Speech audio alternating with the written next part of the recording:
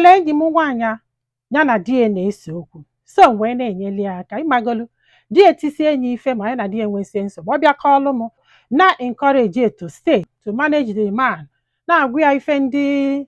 o kwesịrị ime ignore na ife ndị o kwesịrị ikwu okwu na ya because na m aka gị ịmagoro ọ bụrụ na m aka gị too much. I think not 3 years gap ịghọtara na so ebelieve m na m amagolu more than her. M na-enyelu this girl aka ọ na-aga anọgidezie one day mbịa ka m gwa ya something ọ sị m mba m rapụba na enwetego marriage counselor ya sị ya si yes na enwetego nye enyezineli aka na the man dị good ya na-adụzi happy ịmagolo ịfụzi anya nnọọ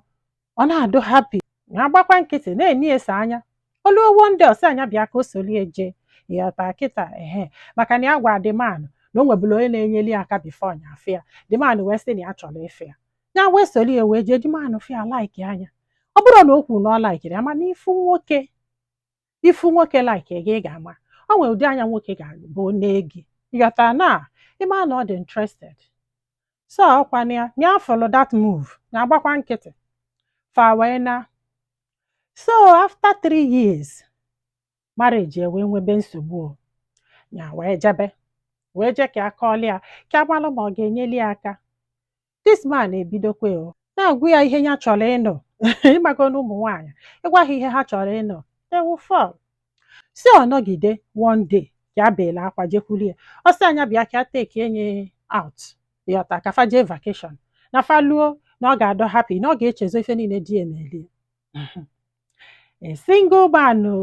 with a married woman ije vacation ha ga-anọ na hotel for some days ịmagolu okay ya natagwa mami ya kwelu fa wee jebe eluo nnọọ nọsịa sị nne ezigbo ibon gị ya dụ happy ya feel ịmagolu ọ na-emekwa na-asị ya do you feel well now stress out ịmagolu nkewa ya na-ekwelu ọ sị m nne ya na this man ebidokwe libe ibon gị ya na this man ebido libe ibon gị ka jesielu nata maka na before nya ejebe na ya gwalụ die na ya ga-ejebe mami ya kwa ịghọtago na o nwere ekpele mami ya gwara ya ka fa jekpe so ọkwa na anya wee nata wee gwa mami ya na ya gwalụ die na fa ga-eje ekpele mana na nne ife ya bịala ime ịghọta kịta na ya chọrọ ime marriage maka na ya na di ya na-ese okwu mana di ya chọrọ ka ya jee marriage counseling ama m ịghọta dị asị na ya ịgbagolu na di ya chọrọ ka ya jee so na mgbe ọbụla ya ga-ejezi na ya ga-abịa ya ga na di excuse bịa befa wee jebezi ebe di ya chọrọ maka na ya chọrọ ka marriage gbasa onwelu nne ama believe onwelu nne ama hapụ ọ sị m ọkwa na ya bịazi amami enedoli ụmụaka anya ya ejebe na nke marriage Chineke nna ọ sị m nne ya na this man na-esezi ibon gị ya adụzi nnọọ happy di ya na-ezuzugodo ya abụ ya nkịtị maka na ife na-esere ya na di ya bụ nkwụghalị ife na-esere ya na di ya bụ nkwụghalị ọ sị m oluo one day ịmagolo ya ejesie nata ya natalụ late karịa mgbe ya ji abata ma ya jesie ịmara deti ya gwalụ di ya wee jesie wee bata na ya fọrọ di ya n'ụlọ ya wee jụba ndị mmadụ wee sị ya na o nwee one lady ọ na-akpa abata ịmagolu di ya agbagolu na ọ na-eje ekpele eso mami ya ekpe ekpele akwụ ya tago ka ife na-eme na ndụ ha wee dọ mma na di efe iri relax na ọbe nne ka ọ nọ so di wee kpọrọ nwaanyị ọzọ wee bata wee na-esulu nke ya ke nata ndị mmadụ bụ ya ọsị m ihe a wee nye na-edibe disie bikọs ya na-eme gịnị ya na-esukwulu nke ya ọ sị m ya na this guy na-akwụ na onwe bọsị ha jelu ịgwa awantịlọ jesie na bọsị afọ na onwe obele ife ma onye ma di ya afọ ya mana ọfụrụ ebe afọ ka ya nọ na-atụgharị uche na-asị bọsị die ya kịta eji die ya wee gwaba diman si ya na nnekwe diman wee sị ya don worry ya hapụ ife anwa na ọma njide nke nwa nke o jikego die na ama ife a ga-eme ya after all na ya nwa enwere nwaanyị ya na ya na-abụọ not together now ọ sị m ọkwa ya so ọ sị m nne dị gwa m eziokwu na ya dozi nnọọ happy na-eme distin ịmagolu di ya ewekwuolu excuse ya na-eje eme ekpele na-emekwu nke ya so na fa na-abụ like sịrị ife na-emene until one day fa wee jee egwu awantịlọ wee luo ọ sị m nne ewee gbasa egwu awantịlọ that day na fa ṅụsịrị mmanya and no mana moto mami ya ka o bu wee bịaba the thing so wee sị ya ka fa jezie ebe mami ya jelalụ ya be mami ya na papi ya jelalụ maka na gịnị mee na ọ dịgo too late nya wee kwelụ ọsị m nne o wee bulu ya wee bata o wee bulu na mami ya na papi ya alalụgo ụlọ ịmagolu na fa akpọchigo ụzọ o wee na-akụ aka na o nwere onye kwe emeghe fana abụọ wee nọlụ na moto nọkata fana abụọ wee sebe ibọngị na moto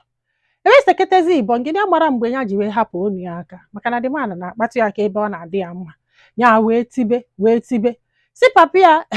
ịmagolu ndị akọọla aka bibi na ha metere mana mkpọtụ bebezie ịmagolu it will wake them up because na fadrozi deep in sleep ọ sị m ọkwa na ya nne o ka a na-arụ onu aka na papi isi na windo mapụta wee sị ya kedu onye na-achọ izu moto kedu onye na-achọ izu moto maka na papi ya mara dị na ya batabeghị apụghị ọtago na ya nọkwa hia na ya ga-agba egbe na ya na-akpọkwa ndị eke so nwa ya ịmagolo n'okpuru ụmụ ya n'ọbọnụ wee sị ya papa na ọnyanwa na o nwere ndị ori na-ezu detena na ọnyanwa bụ ife mere ha bata na ọ bụ na ụlọ anabago ya wee decide ya ka ya nọlụ hia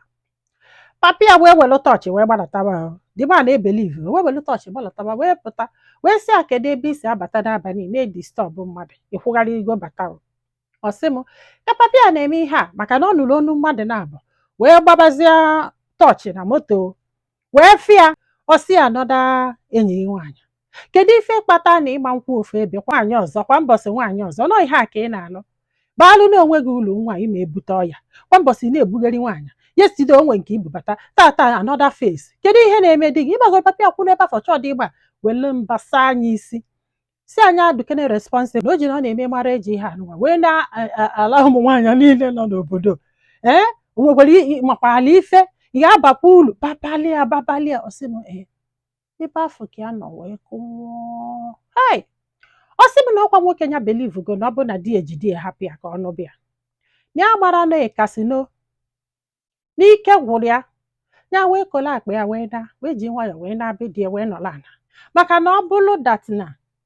na this man mesigodo nụbịa na ọkwa disenụ nkwụghalị di ya na-akwụghalị ya ji wee kwụghalịba ka the man ga-akọntinu kwe to the point na papi ya na mami ya na abalị a mbụ ụdị nkwụghalị ọ na-akwụghalị na o nwere ike sef di ya aka ya mma na nke a kụzieri ya ife ya wee sị ka ya shie anya wit ndị mmadụ